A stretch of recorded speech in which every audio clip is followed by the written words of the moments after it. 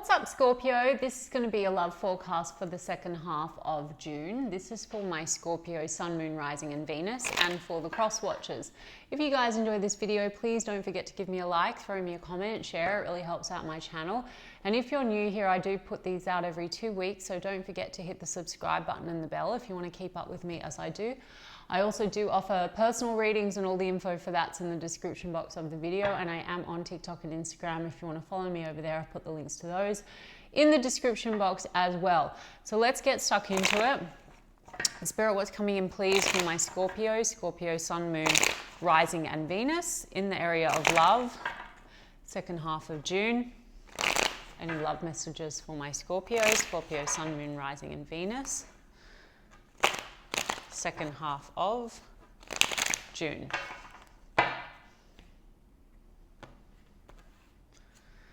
The Wheel of Fortune, Ace of Cups in the reverse, the Seven of Cups in the upright, Queen of Wands in the reverse, Two of Swords in the reverse. Well, Scorpio, it looks like you're coming maybe unstuck from a situation where you felt stuck.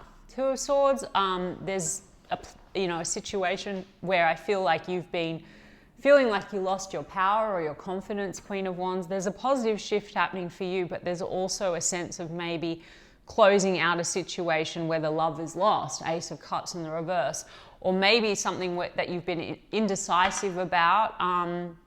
There's a shift happening for you, and you could be deciding, well, because Two of Swords is indecision. Maybe you're making a decision to not go towards an option or not to renew something, but you're also looking at other choices.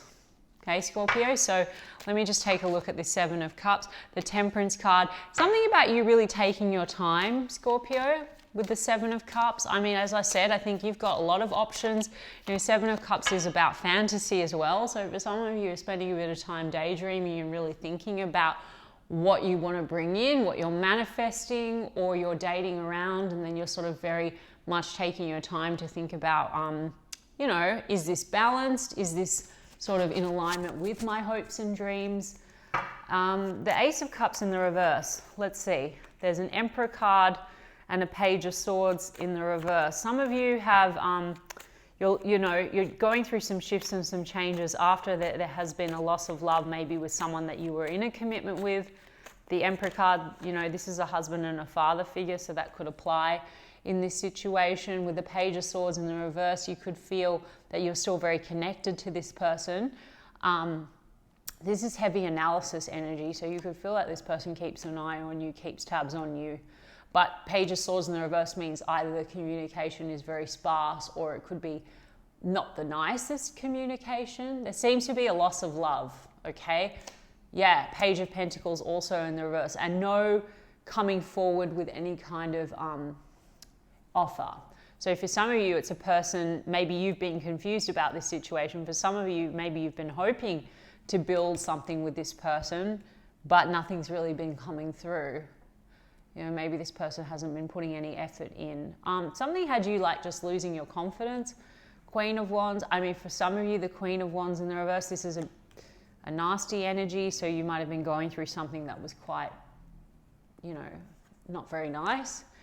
Queen of Wands is the mean girl, mean boy. It's not gender specific. And you were stuck on it for some time. Let me see why we have that Page of Pentacles, Page of Swords. Six of Pentacles, a situation which felt very one-sided.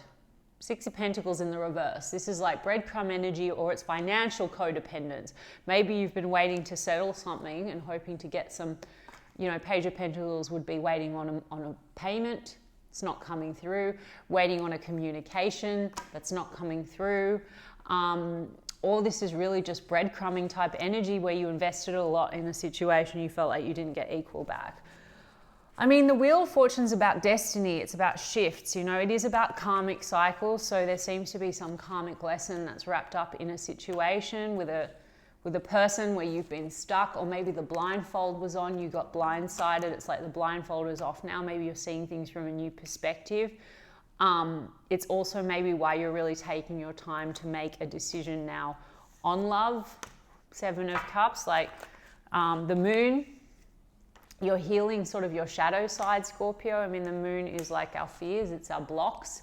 So maybe there was an attraction to a situation that was sort of reflecting back to your shadow aspect. You know, the moon can also be a negative mindset. So Scorpio, maybe you're learning to work through some negativity that you've been carrying around love after a certain disappointment. Or someone, you know, Scorpio, there could be someone you've exercised a lot of patience in a situation, but there's been a lot of deception. And the Nine of Swords and the moon, this can be, yeah, like it could have put you in a very dark place. The moon and the Nine of Swords. You could also have been dealing with someone that has issues like psychological issues or depression or something like that. There's definitely a sense of deception here. You're somehow still tied to this, and I don't know whether it's financial or because you were still kind of carrying some hopes in the situation. But I also feel like I said, there's something calling for you now in June to shift, and it's like maybe a positive shift for you because you're opening your mind up to other possibility. The Seven of Swords, I mean, this is deception, cheating. Now, you know, you're healing a sense of distrust because of something that happened. And the Ten of Pentacles and the Devil. There's something that's binding you to this. Maybe you have a family with this person, as I said. Or, you know, the Devil and the Ten of Pentacles. You know, this is maybe being very attached to an idea that you were supposed to have a future with the person, but ultimately it hasn't worked out very well, you know, or as expected. The Nine of Cups. Some of you are dealing with a person that has addictions, drinking, drugging. Oh, Scorpio. So anyway, the Temperance card. I mean, this is about divine timing. So something else is presenting. I feel like you have lots of options around you. So maybe this positive shift is really about you finally, like I said, shifting your energy, maybe regaining your confidence, maybe being open. Let's see with the Seven of Cups. I mean, I'm going to get some details maybe around the new and the options. Yeah, King of Cups, there you go. So you've had a lot of mixed emotions, Scorpio, but the King of Cups here. So this is you potentially in your masculine energy, maybe ready to offer your heart to someone. It's also maybe, you know, someone coming forward and wanting to be open-hearted with you, Scorpio. We've got a Six of Swords here. So this is also about moving away from a difficult time, moving on from a hard lesson about yourself. Maybe this was something that needed to like crack you open. I know that's annoying to say, but like with the Wheel of Fortune, the karmic shift happening for you with the Temperance card, I feel like this is something that maybe has taught you a bit about yourself and about what you desire in love, what you need in love. You know, and it's preparing you for better than what you had. You know, some of you are traveling, Six of Swords, or you've connected, or you're connecting with someone at a distance or over water. Let's see. Tell me about that Six of Swords. One on that Six of Swords. Either way, that's about moving into better times and moving away from a drama. Let's see. I mean, I still feel like you feel like you're quite bound to this person. Yeah, Ten of Wands. You're moving away. Look, the 10 card is about burdens. I feel like you're still carrying some burdens in this situation for a lot of you, especially those where there's some kind of a financial tie or children. But this is sort of you still getting to the end of that cycle. So you're only carrying what is necessary.